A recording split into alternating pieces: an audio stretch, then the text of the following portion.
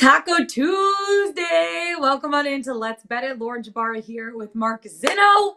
Zinno, how are we today? I haven't seen you all weekend. How was your little vacation? It was nice. It was relaxing. I had a lot of golfs and a lot of good shots and a lot of bad shots. Some of the bad shots didn't find the fairway. Some of the good shots came in a really small bottle that was like about way big and fits in your pocket. Usually get it on an airplane. You just take it and throw it back. Those were the best shots I had, I think, all weekend long. But no, it was great. It was great to be back here in the saddle with you, of course, as always. And congratulations to your Colorado Avalanche. I know we will discuss a lot of that coming up Yes. for the show, but I know you were very verklempt last night throughout the game. Amazing word, first of all. Second of all, I got my nails done just to tell you guys how happy I am that the Colorado Avalanche are going to the Stanley Cup final for the first time in 20 plus years since 2001. I am so excited. I truly was crying last night. That Really? third period, Zeno, that third period was one of the most phenomenal things I've ever seen. I love postseason hockey. And Yeah. then Lehkonen comes in hot, 2 minutes into overtime, gets it done, locks it in. The Avs moving on. They complete the sweep for the second time this postseason.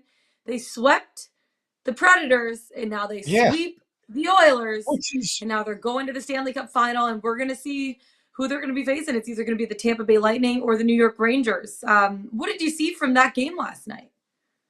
I'm just perplexed as to how they struggled so much with the St. Louis Blues. Like that to me was the way they handled Edmonton is what you would have expected from that caliber of hockey team. And I'm just wondering as they go into the finals, sort of which Avalanche team will Yeah, show up. And now that they're back in the Stanley Cup Finals and they don't have Ray Bourque not in the Boston Bruins uniform, I don't know if they can actually win. I mean, you're probably too young to actually remember that and how weird it was no, I to see Ray remember. Bourque.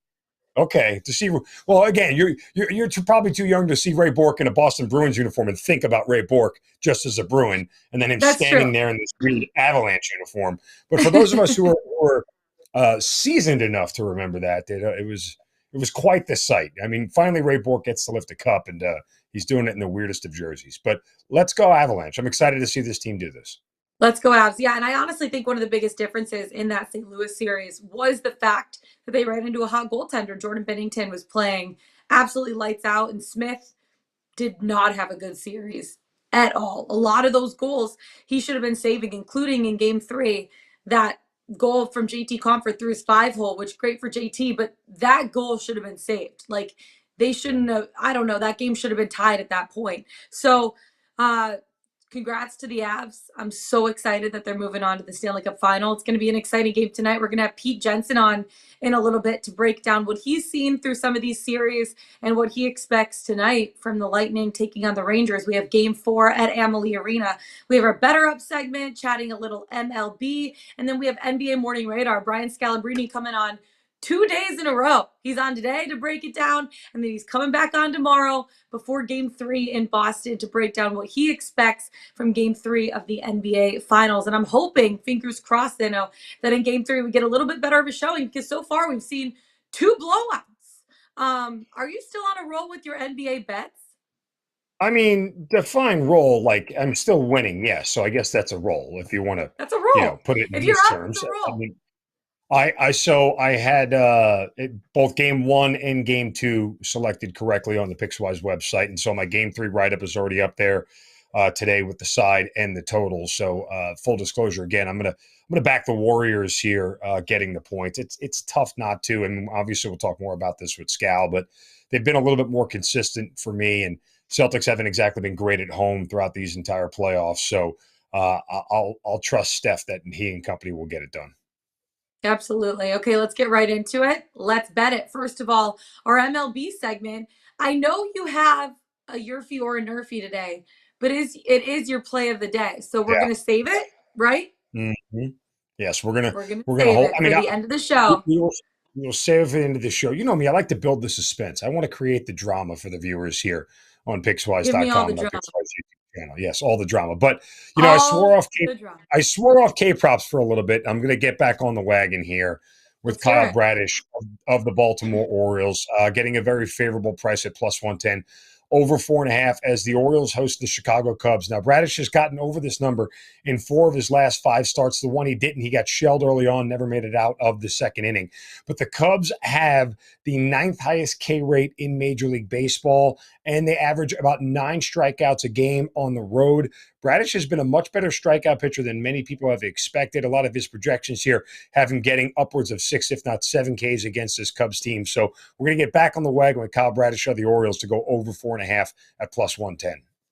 I like getting that at plus money too. You're always finding these plus money K props, and 4.5 isn't that high compared to how No. he's been pitching this season. A team that I want, I'm betting a game that's between 2 really bad teams, and one of them is my hometown team, and I'm not just betting on them because they're my hometown team. I'm betting on them because of one guy and one guy only. I like the Tigers money line. I'm laying 26 cents to get it against the Pittsburgh Pirates. And I know the Tigers are 21-33 on the season, but I am betting them because of one guy and one guy only, like I was saying, Tariq Skubal. He's been a bright spot for the team this season. He has a 2.97 skill interactive ERA, SI ERA, and he ranks 6th amongst qualified starters this season. He has a 22.6 K to walk ratio, and that ranks 7th in Major League Baseball. And per stats, he's also the 2nd most valuable pitcher in all of baseball this season.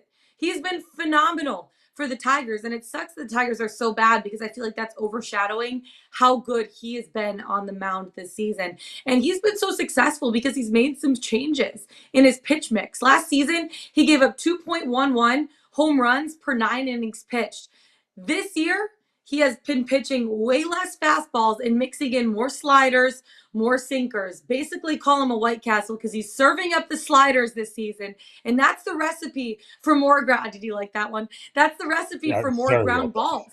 Yeah, he's inducing a 48% ground ball rate this season. Basically, 50% of all hits that other teams are getting are ground balls, and they're leading to easy outs for the Tigers. And he's going up against the Pirates, who are basically in the bottom 5 in WRC plus. And I know Detroit offense sucks. They're last this season in WRC plus. They haven't really impressed anybody, but they're going up against pitchers with a 2.32 ERA, which is also pretty good. But you look at the SI ERA of the team. They're 4.26, only 11% strikeout to walk ratio.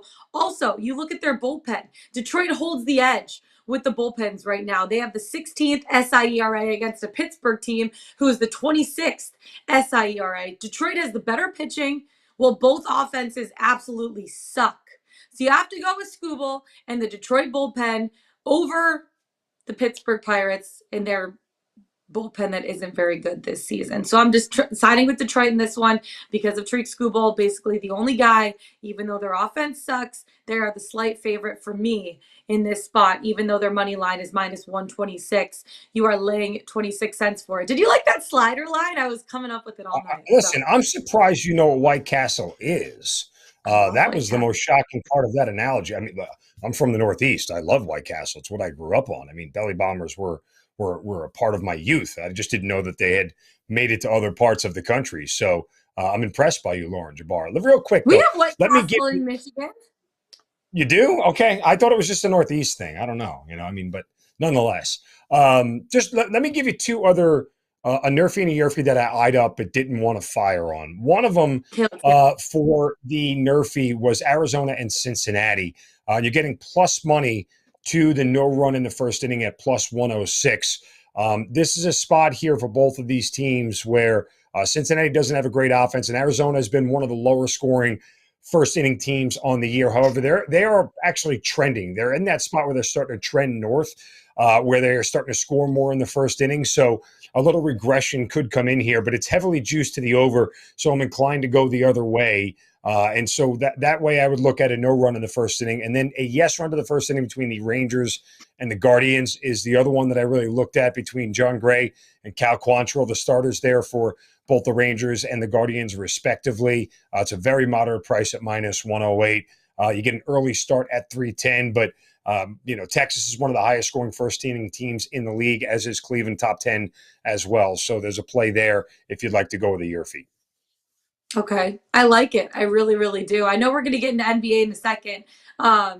Brian Scalabrine is coming on, but because we haven't talked to you, Zeno, about this, I want to get your main takeaways from the first two Mhm. games between the Boston Celtics and the Golden State Warriors in San Francisco. Now the series is heading back, game three in Boston. Just your takeaways, because I feel like we saw a different Golden State team in game one to game two and a different Boston Celtics team from game one to game two.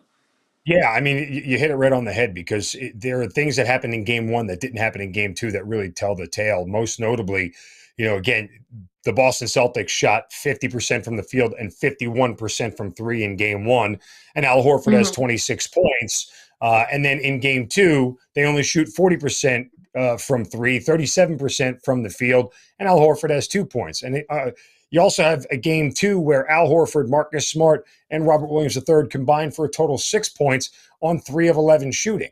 So those are sort of the things that were the biggest takeaways. The secondary scoring, and I don't know if it's an issue of depth because Boston seems to have been their depth seems to have been tested a lot throughout this postseason, and they've sort of risen to the challenge. And was game two an anomaly, or did Golden State figure something out that other opponents weren't able to figure out as far as limiting the other guys from scoring? Because Jason Tatum and Jaylen Brown kind of still got theirs in game one and in game two, a game that they lose. Now, on the flip side, what has been interesting, I think Golden State has been a little bit more the consistent team, but give credit to Boston because they have figured out how to slow Yeah. this team down. Remember, coming into this series, the Golden State Warriors were shooting 49% from the field. Over the first two games of this series, they're just shooting 41%. That is a massive drop off, and they have been Yeah. able to really limit what Golden State does offensively. Now, they haven't figured out how to stop Steph Curry, but they may be willing to live with Steph Curry getting 30 points and saying, we're just going to do our best to limit everybody else. When Jordan Poole has 17 and Kevon Looney has 12, the Golden State Warriors are going to be very, very tough to beat, and they're certainly going to do their part to get to 105, 110 in that range. It's just a question of how much extra can they get from Klay Thompson. Well, by the way, I think has a big game in game three. Finally, the sleeping giant awakes, and Klay could come out and have one of those games that Klay, always has that sort of turned the tide of the series in Golden State's favor. But, Boston Yeah. is going to need much better complementary scoring from everybody. It can't just be Jason Tatum and Jaylen Brown alone. Yeah, here were the three takeaways that I had, especially from game two.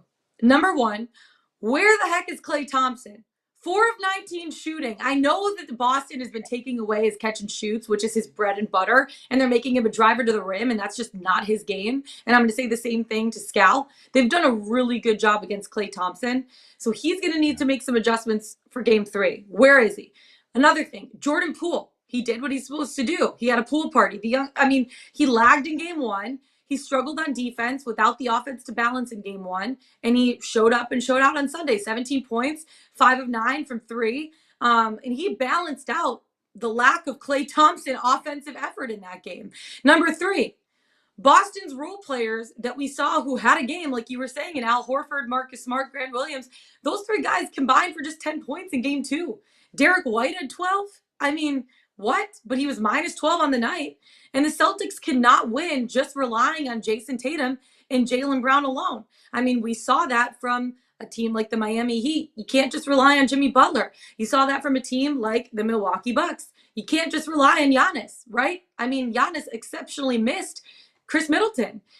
I look at the third quarter. What is Boston doing in the third quarter coming out of halftime that they're not good at all? I just don't understand. Are they Getting out sitting there coached. like eating peanut butter cookies at halftime, like coming out just slow? Like, why are they so bad in the third quarter? Yeah, I mean, I don't, it could be a lot of coaching and a lot of game planning. And, it could just be one of those things where, if I recall, Boston had a lead in they had a lead in game one Yeah, game going one into is it was the third quarter that made the difference. right. And I don't know if there's anything again that they are figuring out adjustment wise. Scal would know better than I would, but that's something that's got to get fixed. You can't keep getting smoked in a quarter because in reality, had Golden State not had the fourth quarter that they had in game one, they're up 2-0 in this series right now. And I think we're looking at this through a completely different lens. Yeah. For more on that, let's bring in our guy, the main man in charge, Brian Scalabrine, because he's the guy that's been watching this Boston Celtics team extremely closely. Oh, we have to wait a second. Okay, well, we're still talking about it. He's logged back in again. Apparently, Scal's having some technical difficulties today. You hate to see it. You really do. With this series moving back to the Garden, Zeno, like, how much do you think the home crowd is going to be a factor for this Celtics team? Because, I mean, it all depends on which Celtics team we're going to see. Like, they have to be happy with the split in San Francisco because they literally gave game 2 to the Warriors. What did they have? 19 turnovers, and the Warriors had 33 points off of their 19 turnovers. These games that they're losing, they basically are butterfingers, and they're just giving the ball away. That's the bugaboo for Boston. It's been that way for this entire postseason. 15 is their line of demarcation for turnovers. Every game that they have had 15 or less, they've won. Every game that they've had 16 or more, they've lost. They've got to do a better job of taking care of the basketball and holding on to it. I don't know. Again, maybe it's just butterfingers as opposed to peanut butter fingers from you coming out at half where they can't hang on to the basketball. You know, I mean, it could be one of those deals for them. But I'm sure Ime Udoka has had plenty of conversations with his team about taking care of the basketball and making sure that they hang on to it. Look, I think their defense has proven that they can keep Golden State in check for 4 quarters, right? Like this isn't a 120-point performance here. You know, Golden State has certainly been slowed down from a shooting standpoint like no other team that they faced this postseason. So Boston has the right formula. I think it's those what we'll call unforced errors that has really hurt them so far. Yeah, I totally agree. Is Scal ready now? Is he ready? Zach? I said Zach. Nope. I meant Zach. No. He's still not ready. Okay. No. By the way, let's go. What's we're that? Gonna go over your bets. We're gonna go over your bets for the game going into game 3 because you've been on fire on the Pickswise.com website. I know you have your write up going up, or is it already up right now? How are you? It's already up there. Game 3. It's already up, baby. Make sure to check it out on Pickswise.com. But he is going to give you a little preview of what we're going to see on the Pickswise.com website. Who do you have going into game 3? I'm going to back the Warriors getting the points here. And for a lot of the reasons I explained before. Now, here's the thing. When you get to a point where there's only 2 teams left, right? You can't always look at where the public is on a certain bet because you only have one option. There's only one game, right? It's not like there's a 12-game slate and everybody's loading up on one game for a reason. It's the only game that people can bet. Now, you saw Golden State get heavily favored in game 1. They were getting like 75, 78% of the money and the bets themselves. And so I was looking at that going, okay, there's too much of a public reaction. Now, game 2, I backed Golden State again, despite the fact that they were still in the low 70s as far as percentage of the handle and percentage of the bets in game 2. Now, they're down to in the mid-60s right now, getting 3.5 points. Does it scare me a little bit that some of that is the public just thinking there's no way Golden State can, if getting points, I shouldn't take them? That there is a sentiment to that. They could be a square dog here, but Boston has struggled at home, going just 5-4 straight up and 4-5 against the number this year. And in fact, throughout the regular season, Boston had better numbers on the road than they did at home from a shooting and scoring standpoint. The only thing that they were better at home was actually winning. They're like winning percentage was better at home than it was on the road. But statistically, they scored more on the road. They were a better team on the road. They shot better on the road. So they are better tested in that environment. But also, Golden State has been bad away from the Chase Center this postseason. They have not been good.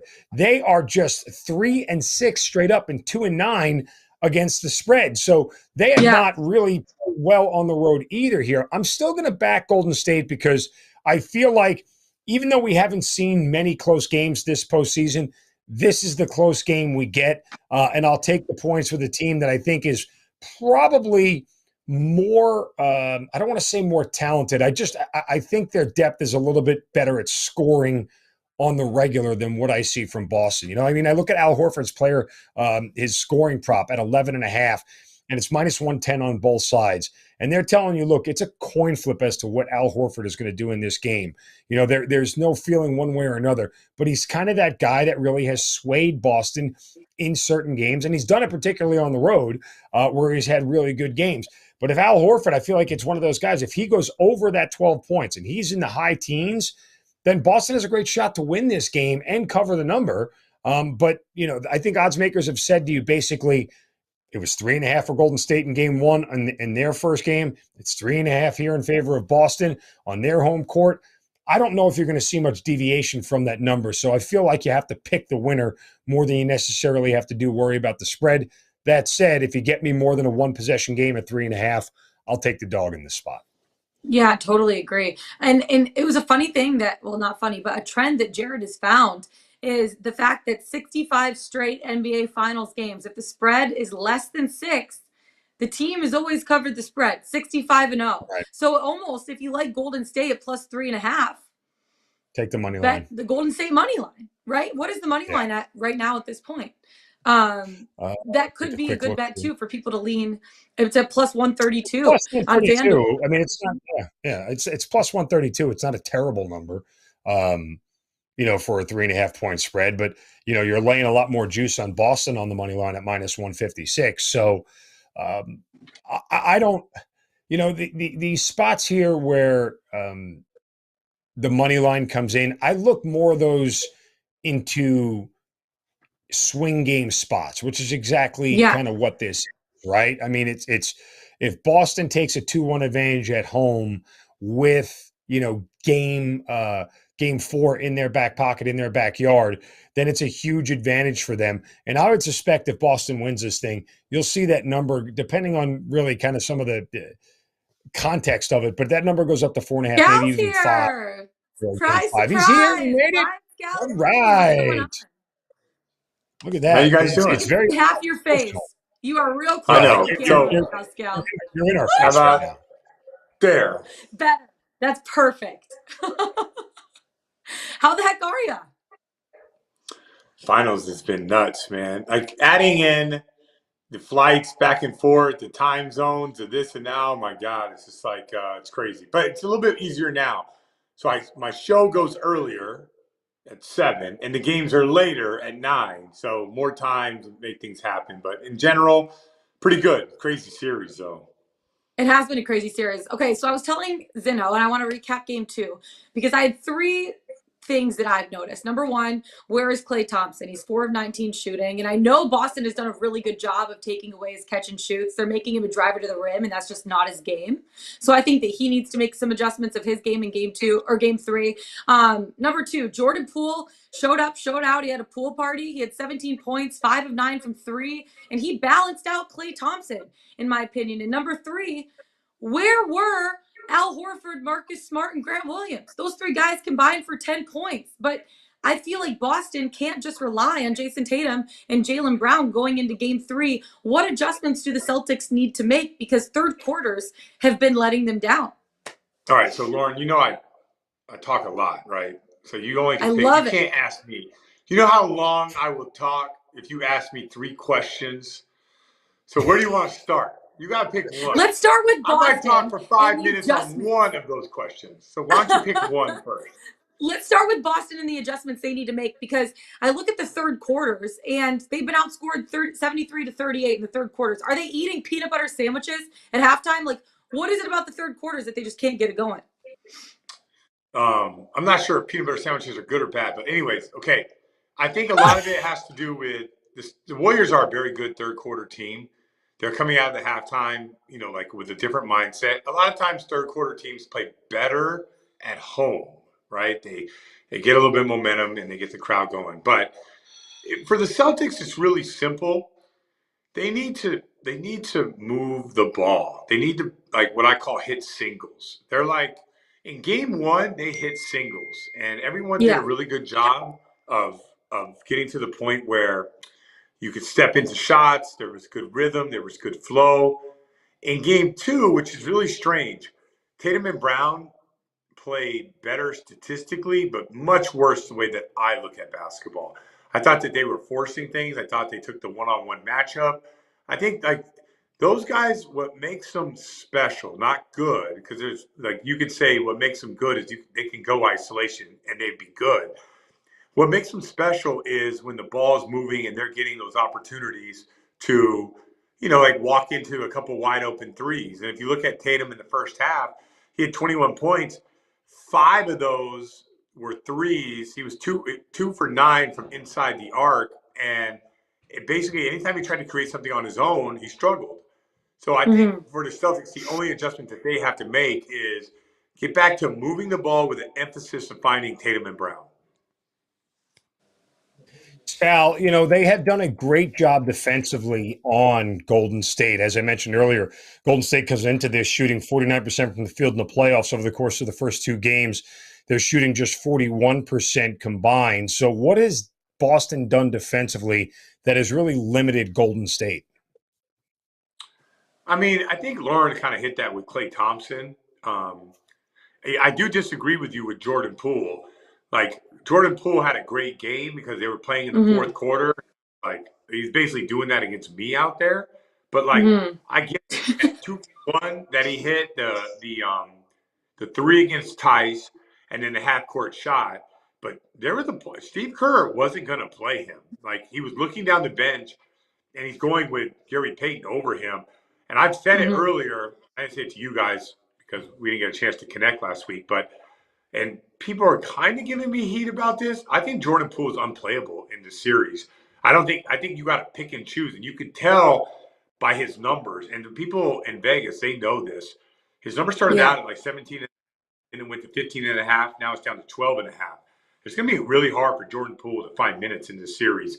The impact he had was he delivered the knockout punch at the end of the third. But in my mind, watching that game, being in that arena, there was no way that the Warriors were not going to win that game. So it's good that he hit those shots and he had it going, but he's not going to.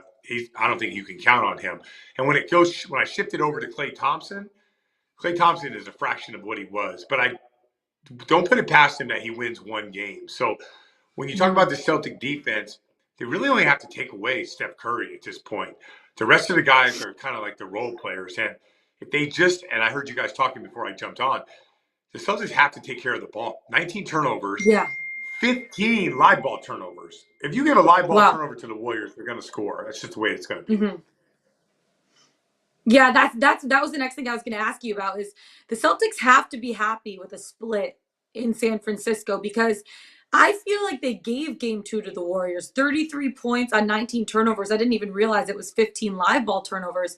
But how do they hold on to the ball and why do they have so many turnover issues? Is it a communication thing? Trying to do too much. Like I said, when you're the better team, you just got to hit singles. You don't have to like change your formula. They're bigger, they're stronger, more athletic, more complete. They don't have Steph Curry, but they have shooting all around. So I just thought that they got like Tatum and Brown got caught up into their own game. I'm not like faulting them for it, but the Celtics are at their best when that ball is hopping. It's a new wave of the NBA. Here's how in the NBA you can't go at matchups. The way you do it is you play at a ball movement with an emphasis to get the ball to your best players. So you get teams in rotation, but if I'm standing there and I got a decent shot and Tatum's right there, I got to kick the ball over to Tatum. It just helps the team out a whole lot more. Scal, when it comes you have questions now? Yeah, I was going to say, when it comes to the Golden State defense, which is no slouch either, did they figure anything out in game 2 in the way to limit the secondary scoring after Tatum and Brown from the Celtics in the way they limited Marcus Smart? And, Derek White, I think he had 12 or whatever it was, but he was the only other player in double figures. So did Golden State figure out something defensively that they can bring back in game 3? Very good at guarding the 2-point shot.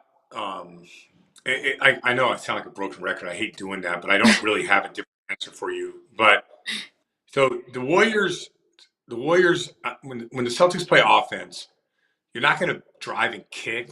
That's not enough. It's drive, kick, extra pass, drive, kick, extra pass, shot. That's just a formula, the way it works. You drive, you kick corner. That corner got to kick wing. That wing got to drive and kick it again. And that, the Warriors are remarkable. Maybe the best rotation team in the NBA. A lot of that has to do with Draymond Green. A lot of Draymond Green has been kind of playing defense around Steph Curry for the last 10 years, and he knows exactly how to do it.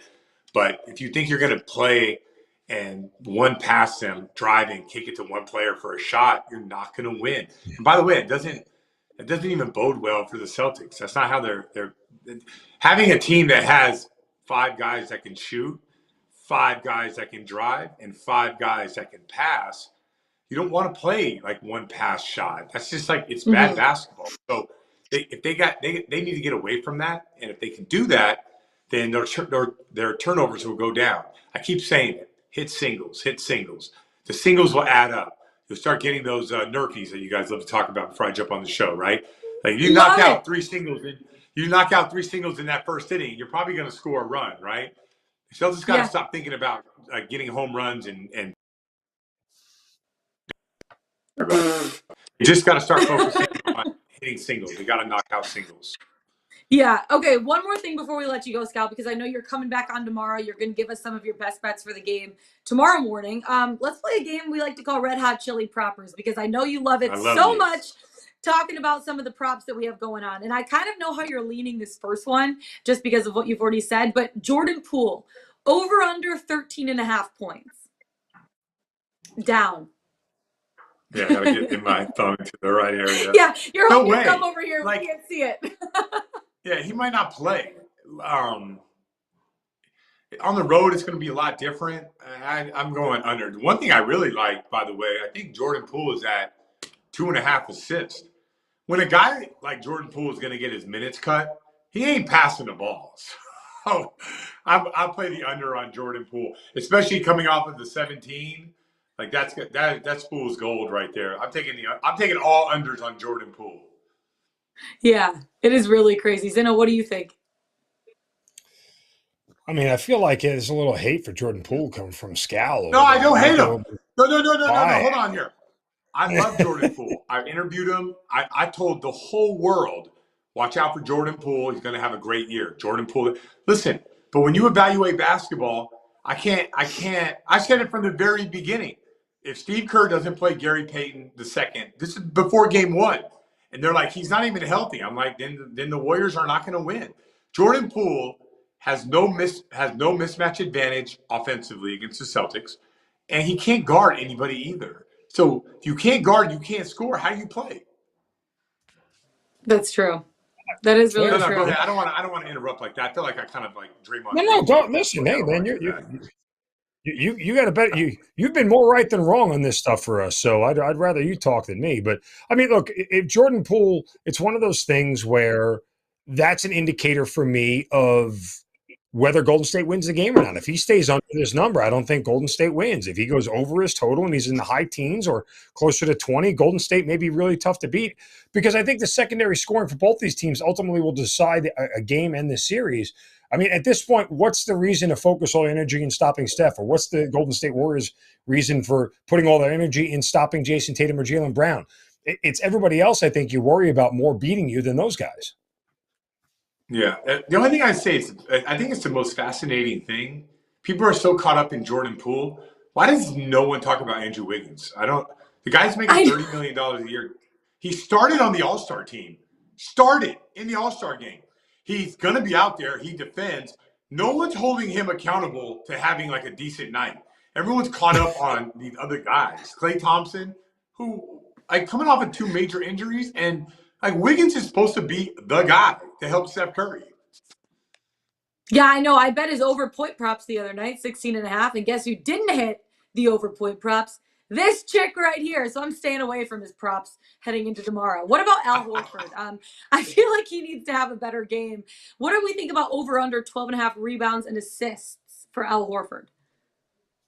Wait. He's at 12 and a half rebounds? Rebounds plus assists. Yeah. That's a tough one. Can I just say he's going to be over his – I put him down as my list. 8.5 points and 1.5 threes. I'm taking the over. Al Horford. The Celtics – look at it. The roller coaster ride of the Boston Celtics. They don't move the ball, they lose. Then they realize we got to move the ball. When they move the ball, Al Horford plays well. So I'm taking the over on Al Horford, because my guess is they watched the same game that I watched, and they realized if they weren't moving the ball, and they're going to move it. They're going to have an emphasis to move the ball. Al Horford played well. The rebounds and assists, I'm not sure. He might be the beneficiary of that. I would even go on the limb and say under. I hate saying under on Al Horford because I think he's going to play great, but he will be over the 8.5. Okay, we're gonna do more Red Hot Chili Proppers tomorrow, Scal, because we're having you back on talking about some of your best bets. For now, we're gonna let you go. Have a great night. Best of luck with your show, and we'll see you again tomorrow. Don't miss us too much in these next 24 hours, okay? Well, I'll be back. I won't be on my phone next time, so we'll make this thing okay. right. Perfect. No right. technical difficulties tomorrow. We'll see you tomorrow. From the ice or from the court. Let's take it to the ice. Bring in Pete Jensen from the NHL Fantasy on Ice podcast because we witnessed history. Yesterday, the Colorado Avalanche are going back to the Stanley Cup Finals, Pete, for the first time in 21 years since 2001. I am so freaking excited. What did you see from them yesterday, especially in that third period and going into overtime where Lehkonen put it away? They have the ability right now to win on the road routinely. They're 7-0 on the road this postseason, and they're unfazed right now by a goal deficit in the third period, a 2-goal deficit in the third period. They trailed that game 3-1 and 4-2. They did not want any part of a game 5 with Evander Kane possibly coming back from suspension, right? They put the clamps down and they executed, and now it's a done deal. They're moving on, and they're facing either the Tampa Bay Lightning or the New York Rangers. That series seems like it could be a longer one. So you're looking at the Colorado Avalanche once again for the second time this postseason having significant rest for a team that's been through the rigors the past few years. They deserve that rest, and especially with guys like Darcy Kemper and Nazem Kadri banged up, that rest could prove very valuable to this team. But they're dynamic, they're dominant, they're unbeaten on the road. So that's why they're here so early right now. It's pretty amazing. Pete, to that end, Laura and I were discussing earlier, with the way they dispatched of the Predators and the way they dispatched of the Oilers, still scratching my head as to why they struggled with such an inferior team like St. Louis as much as they did to get pushed to 7 games. Your thoughts? They finished them off in 6, and it was, I think it was kind of running into a team that had adjusted from the previous year. St. Louis was a lot better this year than they were last year, a lot deeper, 3-line team. They ran into a red-hot Jordan Binnington before he got injured. They faced some adversity against a championship team from just a few years ago in St. Louis. So that's why I think things went that way. They didn't sweep them again. And I think they're better off for it, right? Lauren, we were talking about it when you came on our show, Fantasy on Ice. We were saying, if they break through here, they'll be better off for it when they face a team like the Lightning, or now the Rangers have crept into the conversation. So I think facing that adversity is really important. But again, they have perfect record on the road. They're getting insane performances right now from each of their top 4 forwards. And also, Cale Makar has got to be the favorite for the Conn Smythe after what he did with a 5-point game, right? I don't know if he is or he isn't, but to me, after that game, he's so good. He's currently sitting at the most points ever for a defenseman in Colorado Avalanche franchise history. And in the postseason. He has 22 points in 14 games, better than 1.5 points per game. And so if you look in NHL history at the defenseman position, only Paul Coffey and Bobby Orr have had higher single postseason points per game marks than what Cale Makar is doing. And I'm not going to overlook what Adam Fox is doing either for the Rangers. These guys are both young defensemen. They're playing at an unbelievable level relative to their positions and historically at their positions for their ages. So I've been extremely impressed by both of them. And I can't help but think about, my fantasy rankings on defense next year are going to start with Cale Makar, and next up will be Adam Fox, not too far behind from the Rangers.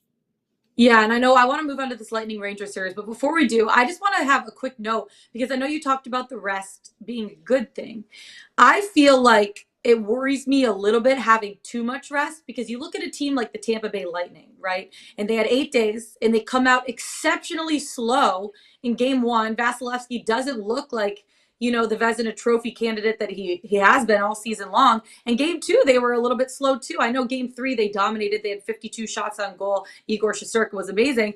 And then you look at the Avs. After sweeping the Preds, they had a little bit extra rest. They come out against the Blues and don't necessarily play their best hockey. Are we worried at all? Like, I know it's good for the injuries, like Kemper, like Nazem Kadri, but are we worried at all that too much rest could be maybe a little bit of an issue, because you don't necessarily have your game legs underneath you? Practice is not the same as playing in postseason hockey games. And this is just a thought that came to me right now. But you look at the Lightning after they had extra rest, and the Avs after they already had extra rest after the first round.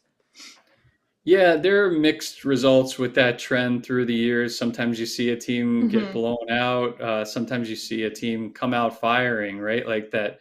I believe the Avs had extra rest against Vegas in game one last year when Vegas went to game seven and Colorado won like 7-2 or whatever it was. It was like they totally blitzed them. So sometimes the rest can work in your favor, but yeah, that's a difficult trend to put a finger on for sure. I do think that with Colorado and everything they've been through injury wise at different points, COVID wise, this is not a bad thing for a team like that has been through a heck of a lot the past 2 years and usually has it catch up to them in some way, but the injuries happen at the wrong time. So yeah, again, I'm really curious to see if Kadri could be available later in the series. Seems to be a little doubtful right now. But yeah, in the East, it's getting really interesting now because Tampa has a chance to hold serve in game 4. If they do, that series is probably going 6 or 7 games, and the Avalanche are just going to be licking their chops, kind of hoping those teams beat up on each other. Okay, let's go to sorry. I hate the lag on this show because I can never tell if Zeno has a question or not. Zeno always has I've got a million questions, but let's focus questions on Lightning and Rangers. I have not been able to figure out this Rangers team from game to game, series to series. They've looked so good at times. They've looked so bad at times. Obviously that they are trying to take a commanding 3-1 series lead here. But they seem to have had more success against Vasilevsky than any other team has so far this postseason. Why? I mean, they have tremendous star power, the Rangers. I mentioned Adam Fox. He has at least a point in 15 of his 17 games. Mika Zibanejad, when you give him space on the power play, he gets the job done. If you give, Chris Kreider an open lane around the net, he's going to put it in. The Rangers went toe-to-toe with Tampa's power play the last game. They got heavily outshot in the game. That's the one thing I worry about with the Rangers long-term and with their ceiling. All year they've had kind of shaky to poor possession metrics, and they've relied heavily on Igor Shesterkin to steal them a lot of games. They ran into a big problem when Shesterkin wasn't playing out of his mind in the first round, nearly lost that series. Maybe should have lost that series had Sidney Crosby not gotten injured, but that's a different conversation.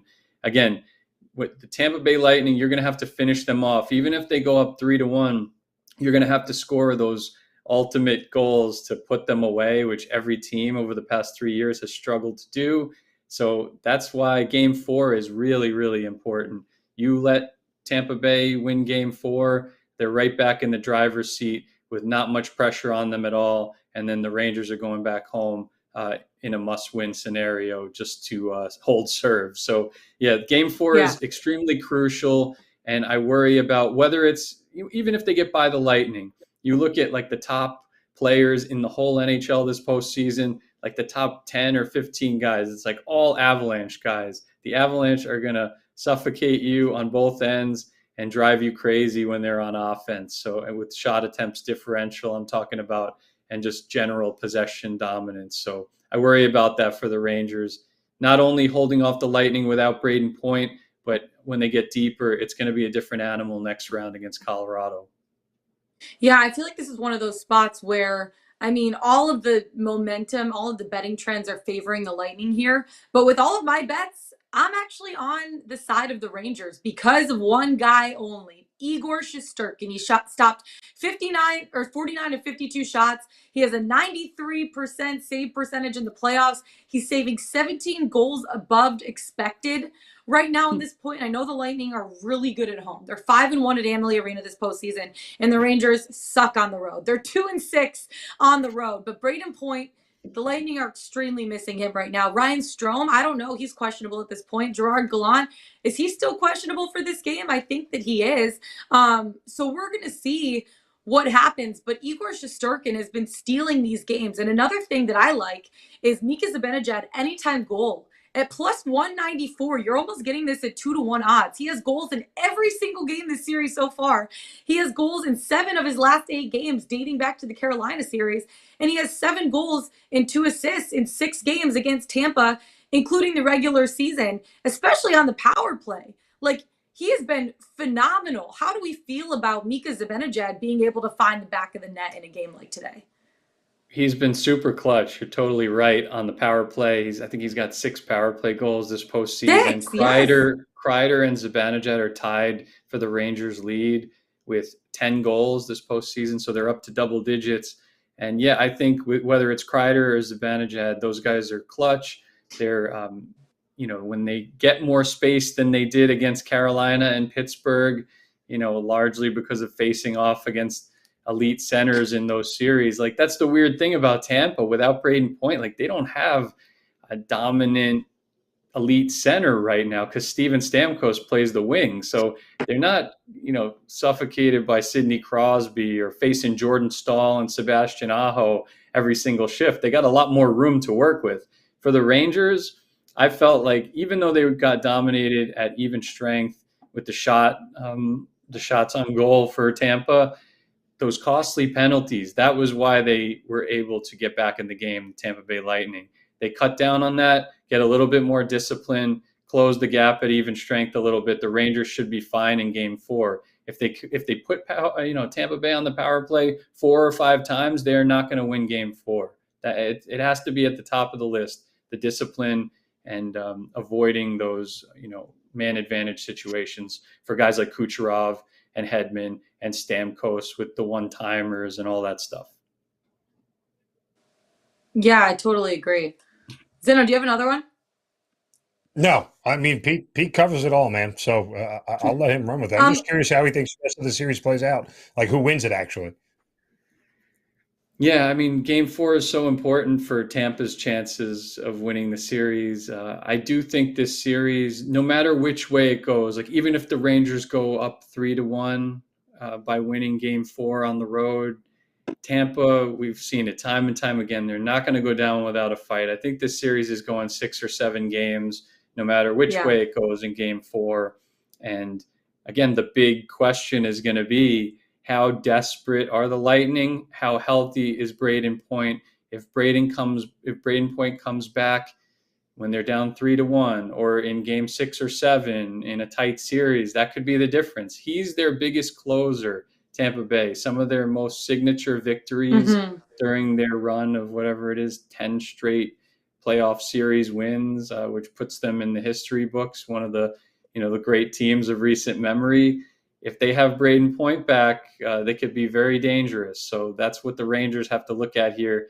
Point is not playing in Game 4, so it's a big opportunity for them to create some breathing room and then, kind of stomp on the Lightning while they still can. You don't want to get yourself in that situation, right? Yeah, Braden Point is back on skates. He's not practicing with the team, but at least he's on the ice. So he's trending in the right direction. Pete, Jensen, thank you so much for coming on the show. It's going to be so much fun watching the game tonight, and I'm sure we're going to be talking to you throughout the Stanley Cup run as well. So thank you so much for taking time and coming on.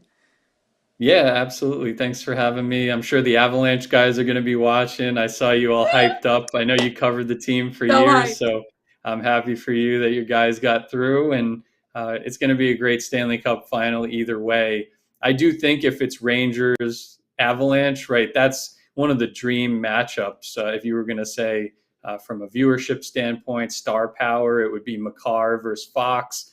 It would be incredible. But again, if the Lightning get through, what better test could you ever have imagined for Colorado to get over the hump than to face the back-to-back defending champs? So amazing storylines either way. Can't wait to see who gets by, but thanks for having me on. Thanks so much, Pete. Have a great afternoon.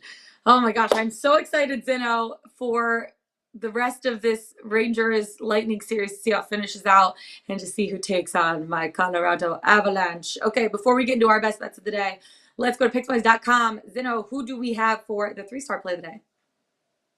We have two of them up there. One is a baseball pick, Rockies and Giants. Go to the website to check out where we are on that one. And our good friend Diane Knox-Ballas has a golf pick for us as well at the Canadian Open. Again, Pickswise.com to find out our 3-star best bets of the day. Go to Pickswise.com. Okay, let's get into our best bets. So I'm going to go first since I'm talking about hockey. We were just talking about hockey. Mika Zibanejad, anytime goal, plus 194.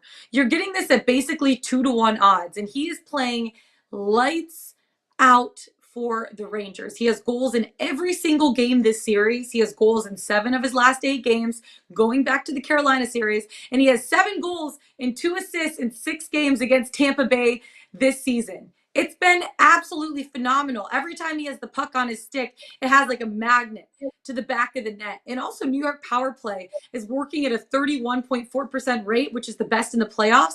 And Mika Zibanejad has 6 goals on the man advantage in the playoffs this season. For some reason, he is clicking. It's finding the back of the net. So I really, really like him to score a goal in this game, especially with the fact that it's a must-win game. They want to go back to MSG, finish this thing out in 5 games. I know Tampa Bay is going to come out desperate. They had 52 shots on goal last game. Igor Shesterkin was the difference in that game, and he almost stole the game for the Rangers. But Mika Zibanejad can be the difference in this game. And I think just because I didn't say my 3 bets for this game, here are my 3 bets for the game. Under 5.5 at minus 130. The under is hit, and basically, I think 7th time in the last 8 games that Tampa has gone under the projected total. 2 of the 3 games so far in this series have gone under. And if Igor Shesterkin continues to play the way that he is, I like the under. And I know you're laying 30 cents for it. Worth it. That Mika Zibanejad anytime goal at plus 194. And I think the Rangers steal this game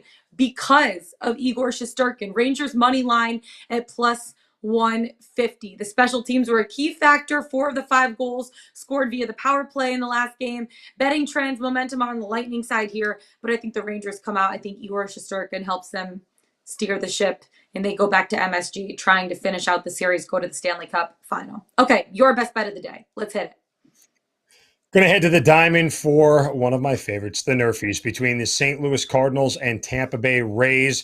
You're getting minus 110 on both the yes and the no, which is a situation I love. Give me the coin flip opportunity from odds makers every single time. Here's the situation in this game. You're getting Jeff Springs starting for the Tampa Bay Rays. Now, St. Louis is one of the higher scoring first inning percentage teams in the league, but they have come down from top 2 or 3 to 8th overall. However, on the road, just 21% of the times they are hitting a yes to the Nerfie, scoring in the first inning. Back to Jeff Springs.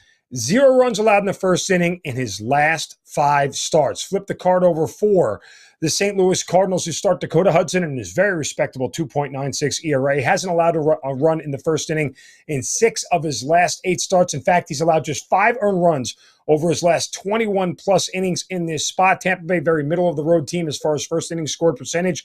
I get a very coin flip price at minus 110. I'll take a no run in the first inning between the Cardinals and the Rays.